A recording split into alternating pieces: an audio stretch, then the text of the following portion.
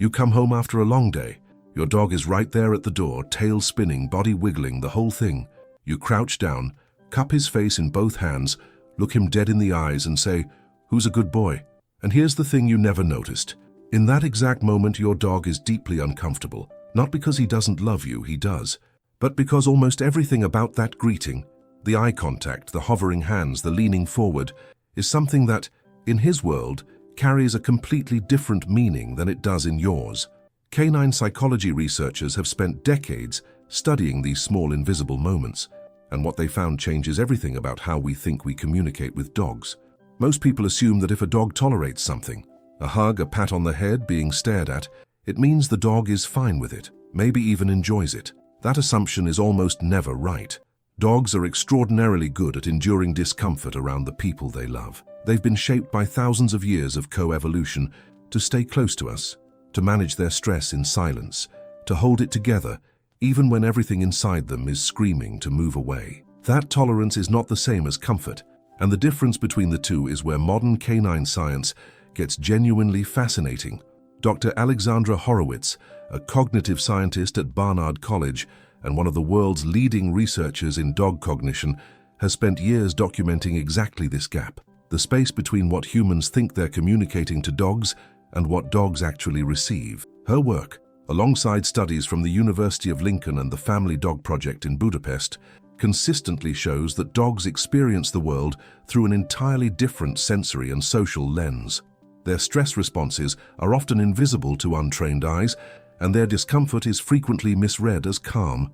Here's what that means in practice, and why it matters every single day.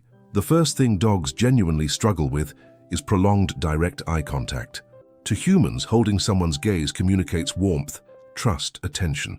To dogs, and to most mammals outside of humans, a long, unwavering stare is a threat signal. It's what a dominant animal does before a confrontation.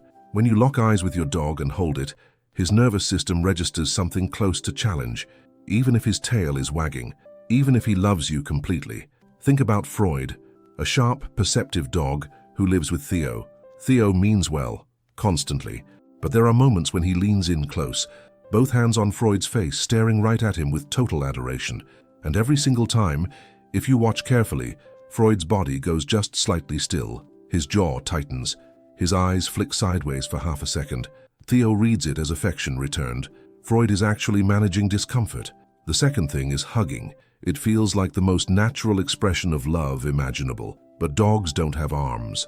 They have no evolutionary framework for being enveloped from above. When something comes down over a dog's back and squeezes, the instinctive read is restraint, a predator pinning prey, or a dominance gesture from another dog. Canine behaviorist Stanley Coren analyzed photographs of children hugging dogs and found that in the majority of images, the dogs showed clear signs of stress. Ears back, whites of the eyes visible, heads turned away. The children in those photos looked joyful. The dogs looked cornered. Third, patting dogs on top of the head. It seems like the universal gesture of affection toward a dog, and almost every human does it automatically. But watch what most dogs do when a hand comes straight down at their face. They flinch back just slightly, or they tolerate it with a stiff, frozen stillness. The top of the skull is not a comfort zone. Dogs prefer to be stroked under the chin, along the chest or at the base of the tail, places they can actually feel the pressure positively. Fourth is something almost no one thinks about: inconsistent rules. Dogs are pattern recognition machines. Their entire emotional security is built on predictability. When they're allowed on the couch on Sunday and corrected for it on Monday, it doesn't read as a confusing rule. It reads as an unpredictable environment. And unpredictable environments produce chronic, low-level anxiety. Research from the University of Bristol found that dogs in households with inconsistent boundaries showed significantly elevated cortisol levels compared to dogs in structured environments, even when those structured environments were stricter. Fifth, rushing walks. When you pull your dog away from a smell mid-sniff, you're interrupting something neurologically significant. A dog's nose contains roughly 300 million olfactory receptors, compared to about 6 million in humans. Smelling isn't casual for dogs, it's how they read the world, who passed by, what they ate, how they felt, what time it was. Cutting that process short is the equivalent of someone closing a book you were deep into and saying, "Okay, let's go." Here's where it gets unexpectedly moving. Dogs don't just tolerate these small discomforts. They compensate for them. They redirect. They find other ways to reconnect. A dog who just endured an uncomfortable hug will often immediately follow it with licking your hand, pressing against your leg, bringing you a toy. For a long time, researchers assumed this was simply affection. New studies suggest something more nuanced. It's appeasement behavior, and it's rooted in the same social intelligence that made dogs the most successful interspecies bond in evolutionary history. Dogs don't pull away from us when we misread them. They find another door. That's not weakness, that's a form of loyalty that's almost incomprehensible in its depth. The relationship between humans and dogs is somewhere around 15,000 years old. In that time, dogs didn't just learn to live near us.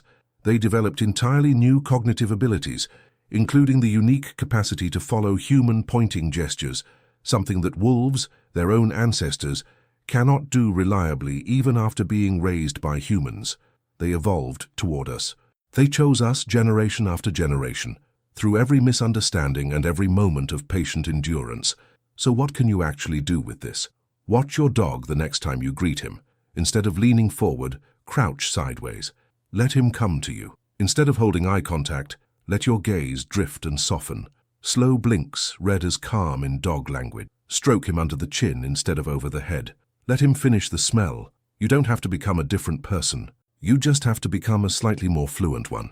Your dog has been watching you your entire life together, learning your patterns, reading your moods, adjusting his whole world around yours.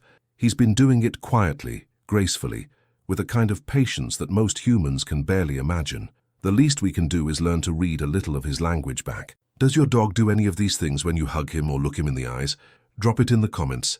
I want to know what you've noticed. And if this changed the way you see your dog even a little, subscribe. There's a lot more where this came from.